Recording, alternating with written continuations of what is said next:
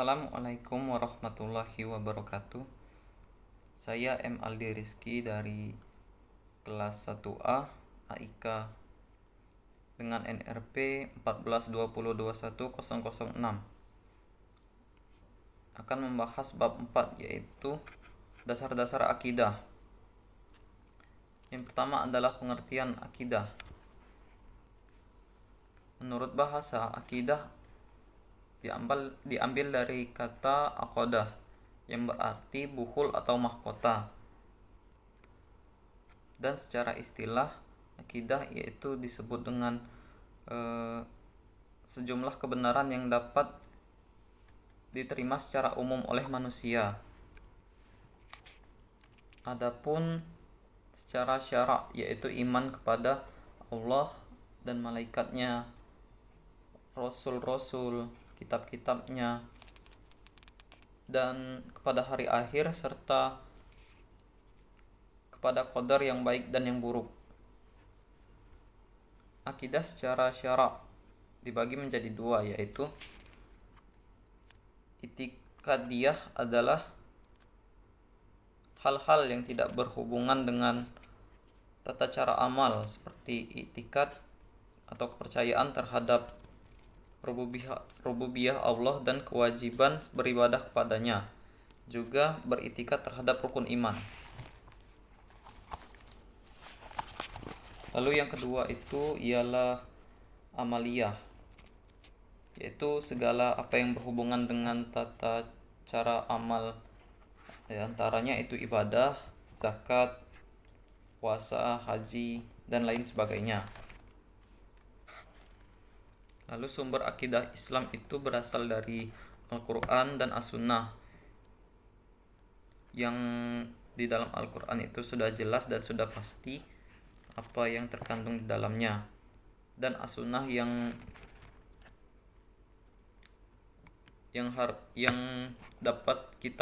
wajib kita imani dan kita amalkan perbuatan tersebut.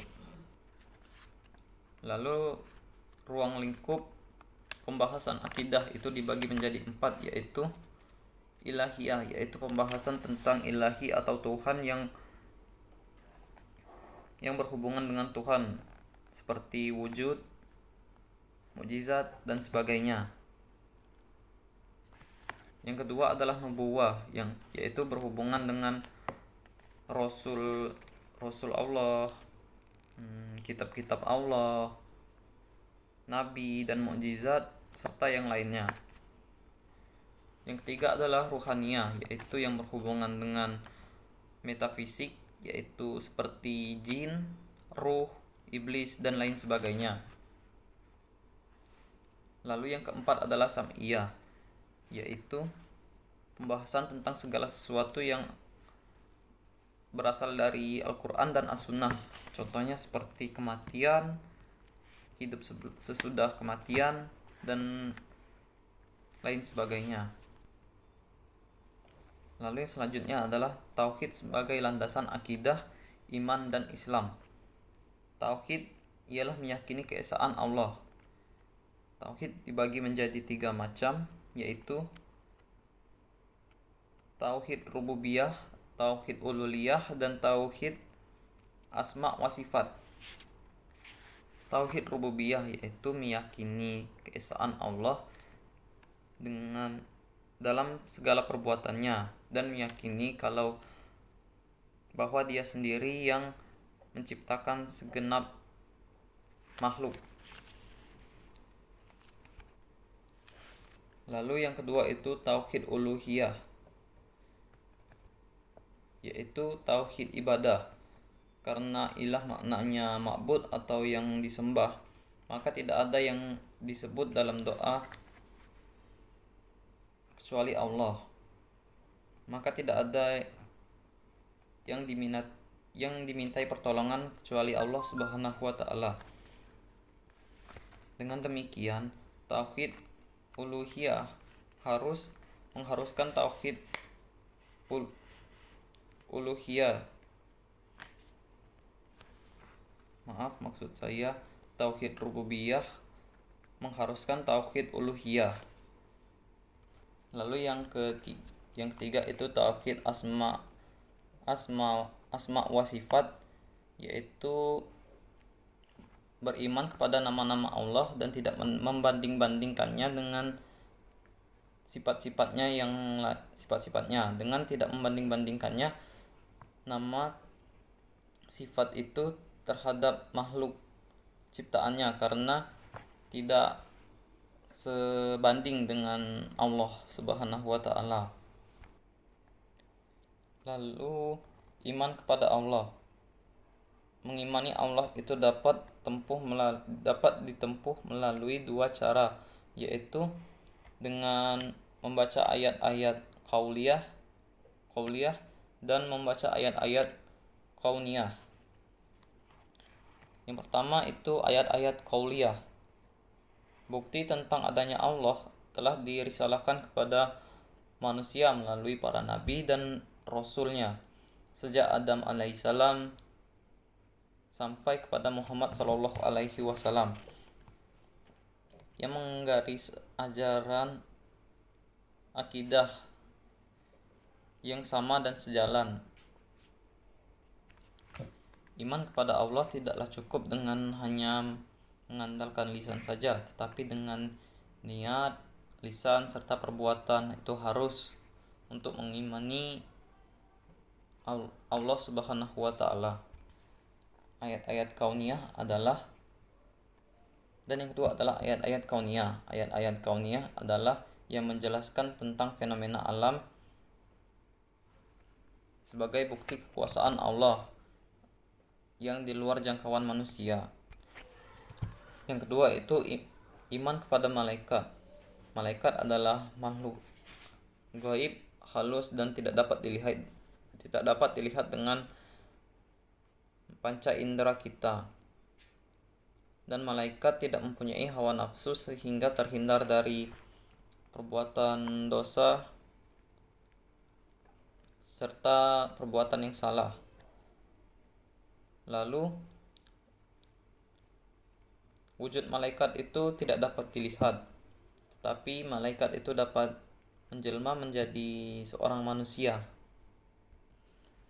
Dan karena pengetahuan manusia terhadap malaikat itu terbatas karena hanya ada di dalam Al-Quran dan dalam As-Sunnah, maka untuk mengimani para malaikat kita harus mengimani terlebih dahulu itu mengimani Allah beserta firman Allah dan iman kepada Rasul dan sunnahnya. Yang ketiga yaitu beriman kepada kitab Allah. Prinsip ajaran dan kitab Taurat itu diturunkan kepada Nabi Musa, dan kitab Zabur diturunkan untuk kepada Nabi Daud, serta Injil diturunkan kepada Nabi Isa, dan Al-Quran diturunkan kepada Nabi Muhammad sallallahu alaihi wasallam.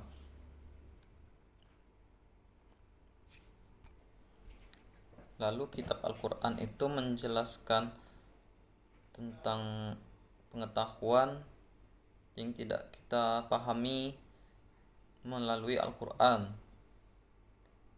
serta apa yang tidak kita ketahui menjadi kita ketahui setelah kita membaca dan memahami yang disebutkan di dalam Al-Quran. Yang keempat adalah iman kepada Rasul.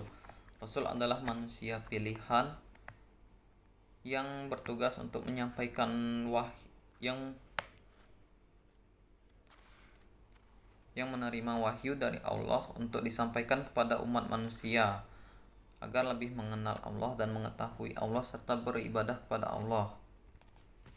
Lalu iman kepada hari akhir.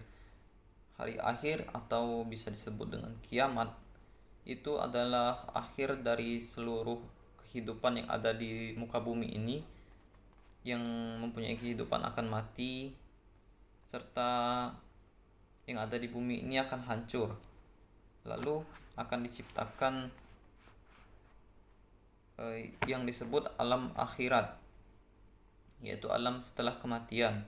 yang menjadi tempat penimbangannya amal-amal baik dan amal-amal buruk yang kita perbuat semasa di dunia. Jika timbangan amal baik kita itu lebih banyak, maka kita akan masuk surga, dan sebaliknya jika amal buruk kita itu banyak, maka kita akan masuk neraka. Percaya akan hari akhir itu juga salah satu keimanan yang penting, karena kita dapat mengetahui apa yang berawal itu akan menjadi akhir, itu akan berakhir juga. Yang keenam adalah beriman kepada qada dan qadar. Qada adalah, secara bahasa itu adalah hukum atau aturan atau perintah, dan qadar adalah tetap batasan atau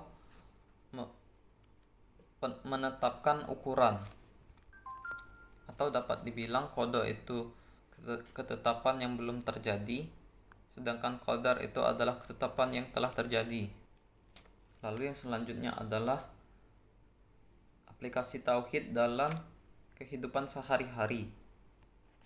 Bertauhid kepada Allah Subhanahu wa taala itu tidak hanya dengan hati dan lisan, akan tetapi dengan beberapa aplikasi kehidupan. Antara lain itu, yang pertama itu mencintai Allah lebih dari segalanya. Mencintai Allah lebih dari segalanya itu lebih dari apa yang diciptakan oleh Allah, meskipun itu adalah cinta karena Allah terhadap manusia lainnya, akan tetapi cinta terhadap Allah itu lebih besar. Yang kedua itu, jika nama Allah disebut maka hatinya akan bergetar. Jika hati kita bergetar ketika di mendengar nama Allah, kita akan tersadar dengan Allah itu siapa. Allah itu adalah Tuhan kita yang menciptakan segala alam. Jadi akan menimbulkan rasa takut terhadap Allah dan menjadi lebih dekat terhadap Allah karena ketakutan tersebut. Takut yang saya maksud adalah takut terhadap amarah Allah, takut terhadap kesalahan apa yang kita perbuat itu akan menjadi amal buruk bagi kita di hari akhir kelak, dan yang lainnya. Yang ketiga itu ialah rela terhadap hukum Allah dan Rasul-Nya, yaitu berserah diri kepada Allah dengan ketetapan yang telah diberlakukan tanpa adanya sikap penolakan sedikit pun. Yang selanjutnya itu melaksanakan ajaran secara totalitas. Yang dimaksudkan adalah beribadah atau melaksanakan ajaran tersebut itu secara maksimal, meskipun itu secara pribadi, berkeluarga, bermasyarakat, dan lain sebagainya. Yang kelima itu istiqomah dalam keislaman sampai akhir hayat. Yang dimaksudkan adalah kita beriman secara maksimal, dari senantiasa kita meningkatkan iman kita secara terus-menerus dan tidak tergoyahkan sampai kelak akhir hayat kita saat kita meninggal. Lalu yang keenam itu menghindari perbuatan yang menjerumus ke syirik. Orang beriman itu akan selalu memelihara diri agar tidak membuat kemusyrikan terhadap Allah Subhanahu wa taala. Jadi dia akan memperkuat imannya dan tidak akan mendekati kemusyrikan tersebut. Lalu pengamalan dua kalimat syahadat itu dibagi menjadi 3 unsur, yaitu yang pertama itu terhadap hati. Yang dimaksudkan adalah dengan hati yang bersyahadat kita akan melahirkan keyakinan yang benar dan akan melahirkan niat motivasi yang kuat serta ikhlas dan membuat hati menjadi tenang. Lalu yang kedua itu adalah terhadap akal, yaitu dengan bersyahadat pikiran kita akan lebih jernih dan melahirkan pikiran yang islami serta positif. Yang ketiga adalah terhadap jasad. Yang dimaksudkan jasad yang diberi identitas syahadat akan melahirkan amal salih yang sebagai ketetapan hati dan rancangan akal pikiran. Jadi bersyahadat itu penting agar kita menjadi lebih tenang, pikiran kita lebih jernih, dan lain sebagainya. Saya pikir hanya itu saja yang dapat saya sampaikan. Saya akhiri. Wassalamualaikum warahmatullahi wabarakatuh. Terima kasih.